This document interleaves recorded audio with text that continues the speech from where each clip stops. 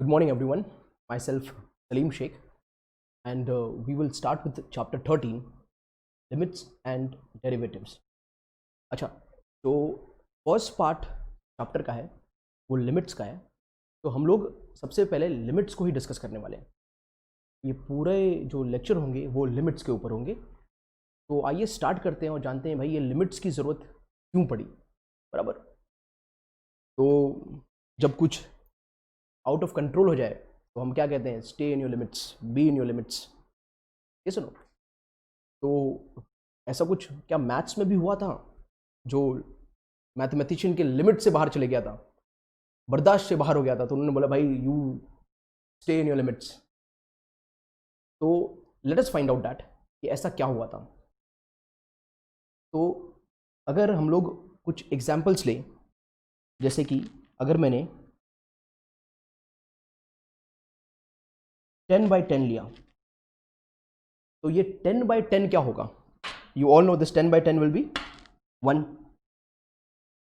दूसरा, अगर मैंने 0/10 लिया तो आज तक आपने इतना मैथ्स किया है कि इस वैल्यू को भी फाइंड कर सकते हो. ये 0/10 कितना हो जाएगा. This 0/10 will be nothing but 0, because we say 0 upon anything is 0. आगे थर्ड पार्ट में अगर हमने इसे 10/0 ले लिया, तो जब हम 10/0 लेंगे बराबर, तो इसे आपने जस्ट अभी थोड़ा पार्ट महाराष्ट्र बोर्ड वालों ने 9th में किया होगा इन चीज़ों को, और सीबीएसई वालों ने इन चीज़ों को 10th में किया होगा. जब नीचे डिनोमिनेटर में 0 हो तो हम कहते हैं भाई this value can not be defined, it is infinity. बराबर, हम ये कहते हैं कि इट इज़ इनफाइनाइट, ये इन्फिनिटी है, ये वैल्यू को डिटरमाइन हम नहीं कर सकते. करेक्ट है. अब अगर मैं ऐसा ले लूँ, अगर मैंने 0/0 ले लिया, अगर मैंने क्या ले लिया 0/0, तो क्या इसका आंसर हम 1 ले सकते हैं. कैसे. हमने क्या कहा भाई 10/10 same number upon same number 1 होता है. तो ये 0/0 इस कंसेप्ट के हिसाब से इसका आंसर 1 हो सकता है. Isn't it. ओके. जो दूसरा कंसेप्ट हमने सीखा ये 0/10 का, इसके हिसाब से हम क्या कहते हैं, 0 अपॉन एनीथिंग इज 0. तो with respect to the second concept ये 0/0 का आंसर 0 भी हो सकता है. बराबर. और जो हमने थर्ड कंसेप्ट सीखा है यहां पर 10/0, बराबर, anything bye 0 is infinite, it is infinity. Anything bye 0 is infinity, it can not be determined. बराबर है कि नहीं. तो इस कंसेप्ट के हिसाब say anything, 0 is anything upon 0, तो ये वैल्यू इनफाइनाइट भी हो जाएगा. कुछ आ रहा है समझ में. दिस वैल्यू हम इन्फिनिटी भी ले सकते हैं, इनफाइनाइट भी ले सकते हैं. तो अब प्रॉब्लम ये आ गया कि जब 0/0 होगा, जब 0/0 होगा तो मैथ्स का एक बाउंड्री आ गया. बराबर है, एक बाउंड्री बन गया. अब इसे उसी बाउंड्री में रहना पड़ेगा. आरे बात समझ में. तो उस वक्त जो भी मैथमेटिशियन थे उन्होंने ये कहा कि value of 0/0 can not be determined. ये कुछ इनवैलिड है, इनडिटर्मिनेट है, इसे डिटरमाइन नहीं किया जा सकता. तो इसी की वजह से लिमिट्स आया. जब भी आप लिमिट सॉल्व करोगे और किसी भी फंक्शन का अगर वैल्यू 0/0 आता है, बराबर, तो लिमिट्स आपको हेल्प करेगा उस फंक्शंस को सॉल्व करने के लिए. तो जब भी कोई फंक्शन है जिसका वैल्यू 0/0 आता है तो बिल्कुल भी टेंशन लेने वाली बात नहीं है. बड़ा सिंपल सा है ये चैप्टर लिमिट्स का. ठीक है. तो वहां पर काम किसका आएगा, लिमिट्स का आएगा. तो लिमिट्स हमें हेल्प करेगा कि उस फंक्शन को हम सॉल्व कैसे कर सकते हैं. ठीक है. लिमिट्स को सॉल्व करने के बेसिकली दो तरीके हैं। पहले हम कुछ एग्जांपल ले लेते हैं।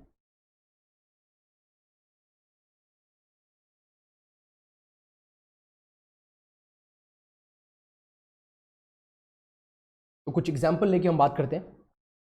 नाइन्थ में 10th में हमने पोलिनोमियल चैप्टर किया और वहां पर गिवन वैल्यूज पर x का वैल्यू y का वैल्यू गिवन होता था और उस गिवन वैल्यू पर हमें वो फंक्शन का वैल्यूज निकालना पड़ता था। ठीक है, तो ऐसे ही एक एग्जांपल लेके सॉल्व करते हैं। अब मान लेते हैं एक हमारा फंक्शन है x² - 16 अपॉन x - 4। ये एक फंक्शन है, इसका वैल्यू निकालना है। Solve this, solve for x is equal to 2। हमें इसे सॉल्व करना है जब x का वैल्यू 2 होगा। तो चलिए सॉल्व करते हैं इसको।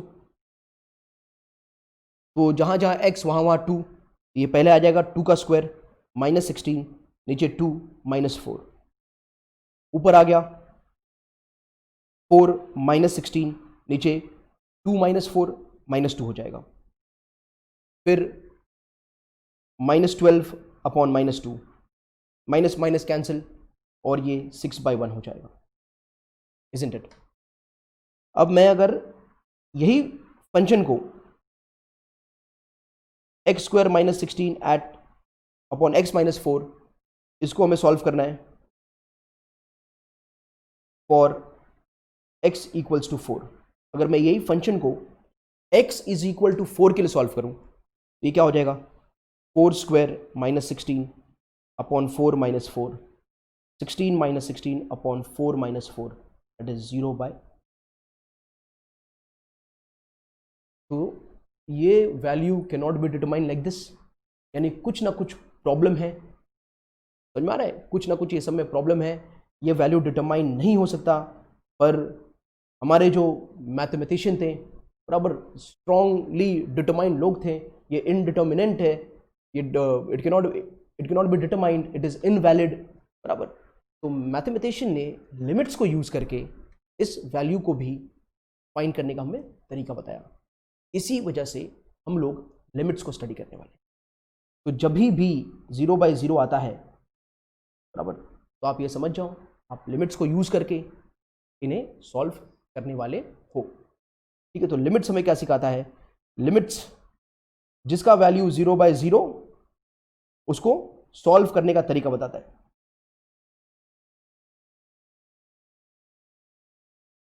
तो जिस फंक्शन का वैल्यू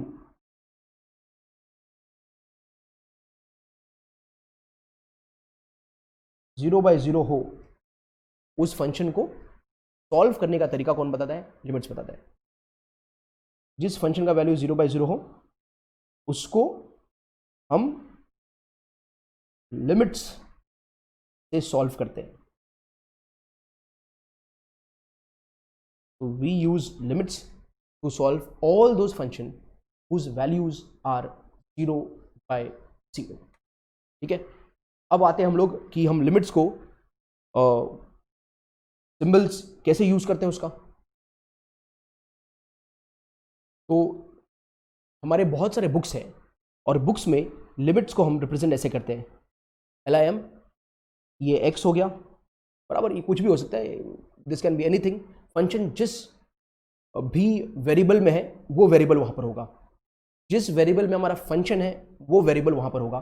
x हो सकता है, y हो सकता है, कुछ भी हो सकता है। ये जो एरो मार्क्ड है, ये एरो का मतलब होता है या तो टेंड्स टू या अप्रोचेस टू। हम लोग हमेशा टेंड्स टू बोलेंगे, तो x टेंड्स टू 6 और ये जो 6 है, तो x कहां पर जा रहा है? x 6 की तरफ जा रहा है। क्या x 6 है? नहीं, x 6 नहीं है। समझ में आ रहा है? x जा रहा है किसकी तरफ? 6 की ओर जा रहा है। It is going towards 6 from left hand side as well as from right hand side. ये दोनों ही तरफ से x की तरफ ही जाता है।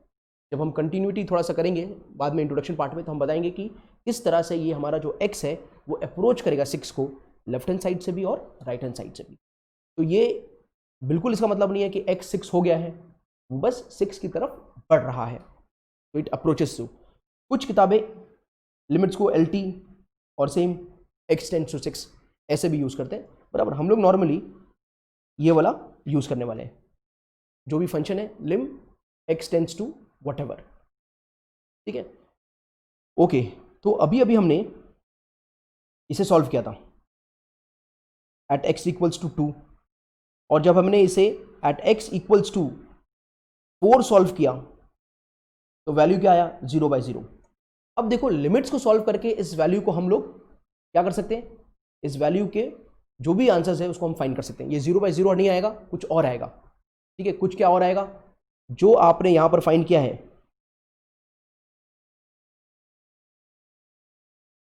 बराबर। तो let us go and solve this, बराबर, यूजिंग लिमिट्स। तो लिमिट्स को हम लोग सॉल्व कैसे करेंगे, एक सिंपल बाय सिंप्लीफिकेशन मेथड और दूसरा आइडेंटिटीज। आइडेंटिटीज को हम यूज सिर्फ ट्रिग्नोमेट्रिक फंक्शंस में करते हैं। आइडेंटिटीज का यूज हम लोग ट्रिग्नोमेट्रिक फंक्शंस में करते हैं, और बाकी जैसे भी हम लोग पॉलिनोमियल्स को सॉल्व करते थे बाय सिंप्लीफिकेशन मेथड, इसको यूज करके हम अपने लिमिट्स को सॉल्व कर सकते हैं। तो आइए हम लोग देखते हैं हमारा पहला एग्जांपल। जब lim x tends to 4 x² - 16 upon x - 4, ठीक है। तो इसे हम कैसे सॉल्व करेंगे, therefore lim x tends to 4, limit x tends to 4, ये जो x² है और ये 16 को मैं 4 का स्क्वायर लिख सकता हूं, और नीचे ये x - 4 हो गया, बराबर है। नेक्स्ट स्टेप में लिम x टेंड्स टू 4, ऊपर वाला एक फॉर्मूला बन गया a² - b², तो उसे हम लिख सकते हैं a - b a + b, और नीचे x - 4, ठीक है। That is equal to lim x tends to 4। अब कुछ कैंसिल होगा, तो यहां पर आपका x - 4 कैंसिल हो गया, और यहां पर सिर्फ क्या बचा, x + 4, क्या सुन में। तो लिम x टेंड्स टू 4 क्या आ गया, ये 4 + 4, जहां x है वहां पर 4 का वैल्यू डाल दिया क्योंकि वो टेंड कर रहा है 4 की तरफ, तो ये आ गया 8। हमारा आंसर कितना हो गया इसका, 8 हो गया। तो देखा आपने, जब इसे आपने पहले सॉल्व किया था एट x इक्वल्स टू 4, तो आपने जब ऊपर इसे एट x इक्वल्स टू 4 पे जब सॉल्व किया था तो इसका वैल्यू 0/0 आया। हमने लिमिट्स को अप्लाई किया, हमने सिंप्लीफाई किया, और सिंप्लीफाई करके कुछ ऐसा किया कि ये 0/0 हट के हमें एक आंसर मिले। अच्छा ठीक है, सुनो, 0/0 जब सिर्फ 0/0 हो तब हमें ये सब करना पड़ता है। अगर 0/0 नहीं है तो डायरेक्ट आप वैल्यू सब्स्टिट्यूट करो, वैल्यू पुट करो, और जो आंसर आता है वही आपका आंसर होगा। अगर 0/0 है तब वो सिंप्लीफाई करना पड़ता है, और कुछ ऐसे फंक्शंस को कट कर देना पड़ता है जिसकी वजह से वो 0/0 आ रहा है, ठीक है। तो जब 0/0 नहीं होता है तो ये बिल्कुल बड़ा सिंपल सा जो 9th स्टैंडर्ड का पॉलिनोमियल था ना, वैसे ही सॉल्व करना होता है। वैल्यू पुट कर दो, जहां टेंड कर रहा है उसी वैल्यू को पुट कर दो, काम हो गया हमारा। तो लिमिट जो है वो सिर्फ 0/0 को सॉल्व करने के लिए है। तो कभी कभी ऐसा लगता है भाई ये टेंड कर रहा है 4 की तरफ, तो ये 4 हम क्यों वैल्यू पुट कर रहे हैं, आया वचन में। तो वैसे सम्स को हम पॉलिनोमियल मेथड से भी सॉल्व कर सकते हैं। जैसे कि हम कह रहे हैं भाई ये टेंड कर रहा है, अगर मैं ये कहूं कि एट x इक्वल्स टू 4, तो x जब 4 है उसी पॉइंट पर मुझे सॉल्व करना है, और टेंड का मतलब 4 की तरफ बढ़ रहा है, यहां पर x 4 है ही, समझ में आ रहा है। तो लिमिट्स आप तब सॉल्व करोगे जब 0/0 फंक्शन हो। अगर फंक्शन का वैल्यू 0/0 नहीं आता है, फंक्शन का वैल्यू अगर 0/0 नहीं आता है, तब आप क्या करोगे, तब आप डायरेक्ट वैल्यू जो भी है उसको सब्स्टिट्यूट कर दोगे, और सब्स्टिट्यूट करके वही तुम्हारा क्या होगा, आंसर होगा, ठीक है। एग्जाम्पल लेते हैं एक और, जैसे कि लिम x टेंड्स टू 3 2x + 5, ये हमारा फंक्शन दिया है। अब इसको मैं कैसे सॉल्व करूँ, तो लिखूंगा लिम x टेंड्स टू 3। अब जहां जहां x है वहां 3 डाल के देख लेता। तो ये वाले फंक्शन में आप जहां जहां x है वहां 3 डालो, क्या आएगा, 2 3 = 6 + 5, तो ये आएगा 6 + 5, और कितना आ जाएगा ये 11। क्या ये 0 आ रहा है, 0 नहीं आ रहा है, तो यही आपका आंसर होगा, बराबर है। तो मैं वही कह रहा था, ये बिल्कुल उसकी तरह है, एट x = 3, 2x + 5 को सॉल्व करो, ये देख लो 2 इंटू 3 प्लस 5, 6 प्लस 5 क्या आ गया 11। तो ये दोनों सिमिलर तो जब 0/0 हो तब लिमिट्स का असली काम है, ठीक है। और नहीं है अगर 0/0 नहीं आ रहा है 0/0 तो जो एट x इक्वल्स टू जो हम करते हैं ना at x equals to this and at x tends to this, ये दोनों का वैल्यू क्या हो जाएगा सेम हो जाएगा। ये हमने एग्जाम्पल में अभी देख लिया, ठीक है। एग्जाम्पल करते हैं, find the limits of lim x tends to 1 x cube minus x square plus 1। तो इसे सॉल्व करते हैं, तो लिम x टेंड्स टू 1, अब जहां जहां x है वहां हम 1 के वैल्यू को डाल के देख लेते हैं और देखते हैं ये 0 आ रहा है कि नहीं आ रहा है। तो ये आएगा 1 का क्यूब माइनस 1 का स्क्वायर प्लस 1 बराबर, तो लिम x टेंड्स टू 1, 1 का क्यूब क्या होता है 1 होता है, 1 का स्क्वायर क्या होता है वो भी 1 होता है, और plus 1 as it is, plus 1 minus 1 cancel, क्या बचा लिम x टेंड्स टू 1, यहाँ 1 बचा, तो आंसर क्या आया अपना, आंसर जो हमारा क्या आ गया 1 आ गया।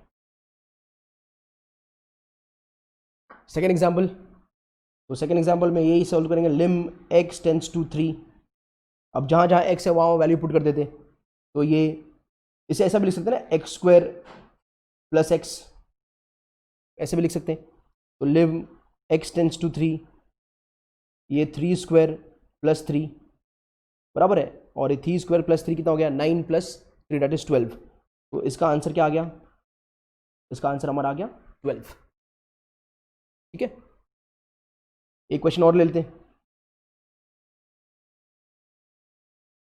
Third part, lim x tends to -1, और यहाँ पर है ये 1 plus x square plus dotted dotted dotted plus x raise to 10, ठीक है। तो यहाँ पर कैसा होगा, ये लिम x टेंड्स टू -1, ठीक है, और ये 1 प्लस -1 प्लस -1 का स्क्वायर प्लस -1 का क्यूब, दिख रहा है ना, इसके स्क्वायर के बाद क्यूब आएगा, उसके बाद पावर 4 आएगा, पावर 5 आएगा, डॉटेड डॉटेड कहाँ तक 10 तक है, तो ये प्लस सिमिलरली -1 रेज टू 10, ये ऐसा हो जाएगा, ठीक है। अब एक बात याद रखो, जब -1 का पावर इवन होता है, इवन नंबर यानी कि या तो 2 4 6 8 10, ये सब इवन है। तो जब इवन होता है, -1 का पावर जब इवन होता है, तो आंसर हमारा क्या आएगा, आंसर हमारा 1 हो जाएगा। और जब -1 का पावर ऑड होगा, ऑड कितना 1 3 5 7 9, जब पावर ये ऑड होंगे तो हमारा -1 का आंसर क्या आएगा -1 रहेगा। ये बात बहुत अच्छे से याद रखो, समझ में आया। तो यहां पर ये 1 से ये पावर यहां पर क्या है 1 है, कुछ नहीं है तो क्या है 1 है, तो यहां से यहां तक लगा के 10 तक है, तो 1 to 10 में कितने ऑड, 5 ऑड, कितने इवन 5 इवन, यानी 5 बार वैल्यू 1 आएगा और 5 बार वैल्यू -1 आएगा। तो ये हो जाएगा लिम x टेंड्स टू -1, ठीक है, ये 1, इसका वैल्यू 5 बार, ये 1 के बाद, हाँ ये 1 के बाद, क्योंकि ये देखो ये वैल्यू जो है ये ऑलरेडी 1 था, इसके साथ कोई फंक्शन नहीं था, तो यहाँ से स्टार्ट होगा, तो यहाँ से लेके यहाँ तक 5 बार प्लस और 5 बार माइनस, तो 5 बार प्लस और 5 बार माइनस होगा तो सिर्फ क्या बचेगा 1 बचेगा, तो आंसर क्या हो जाएगा सिर्फ 1 हो जाएगा, इजंट इट। तो ये सम भी करने का तरीका आपने सीखा, थोड़ा अलग सम था लेकिन बड़ा अच्छा सम था, ये डायरेक्ट भी हम कर सकते हैं। और भी कुछ एग्जांपल लेते हैं,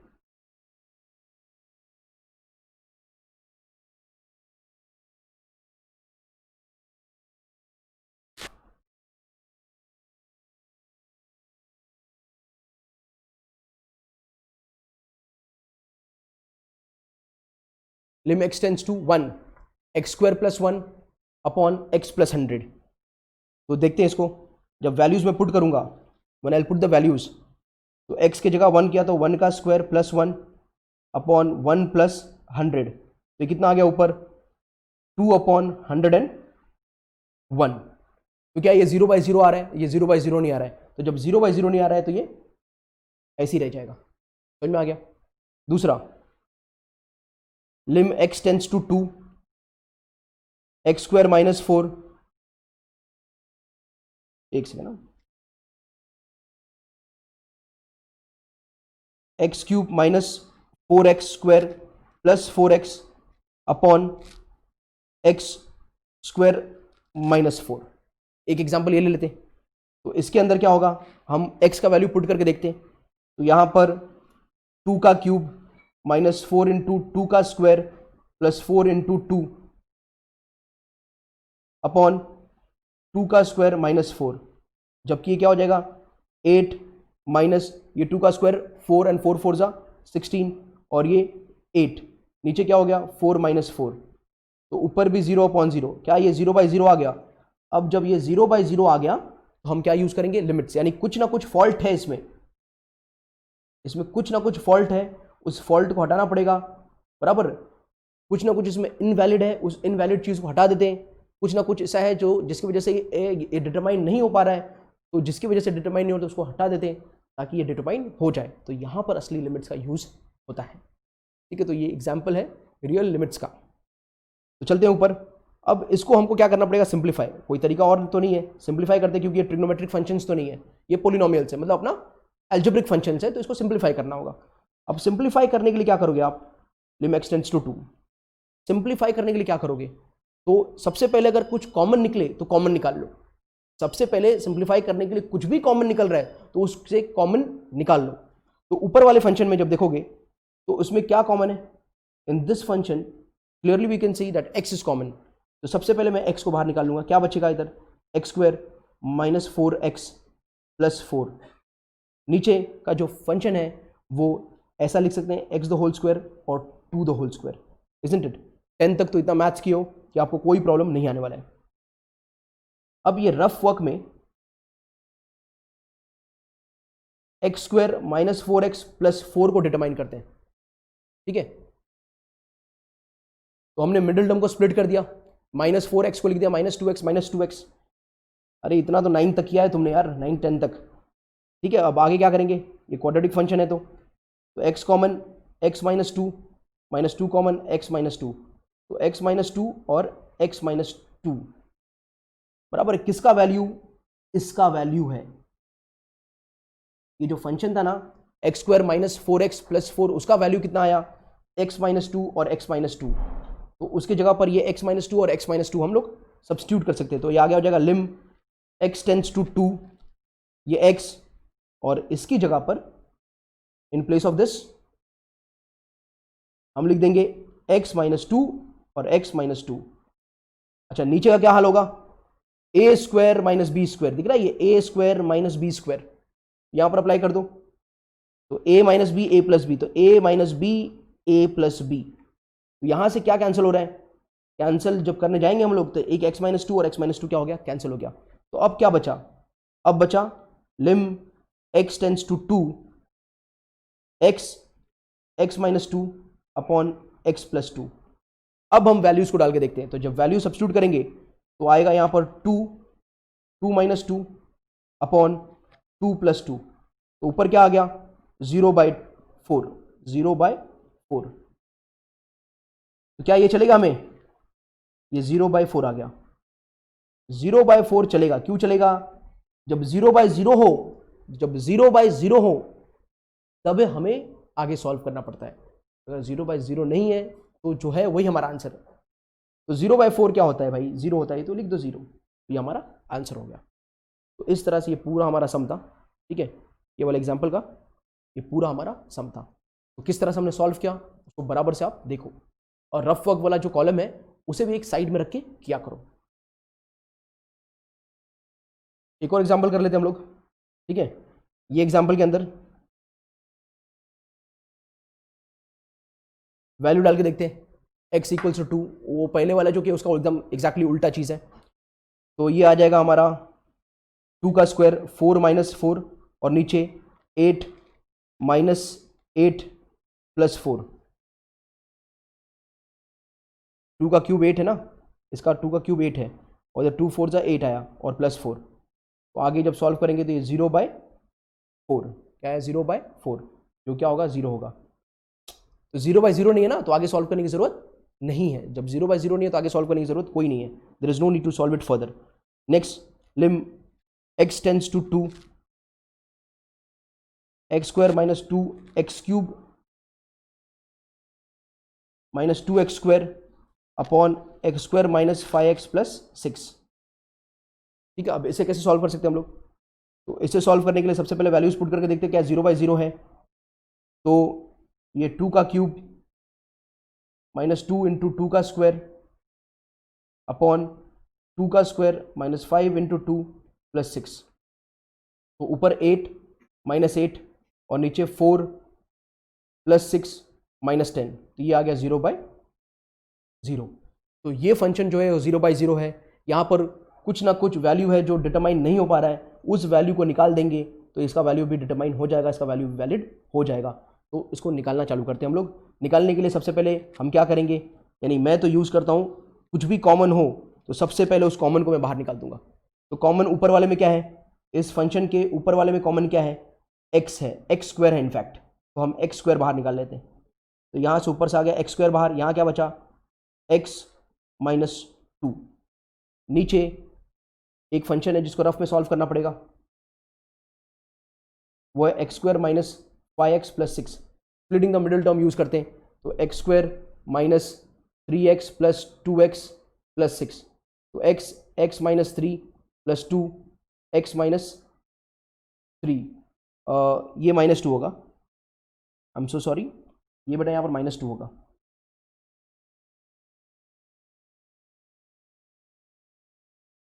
ठीक है, यहाँ से x - 3 और बचा हुआ x और x - 2, तो ये उसके फंक्शंस हो गए, x - 3 और x - 2।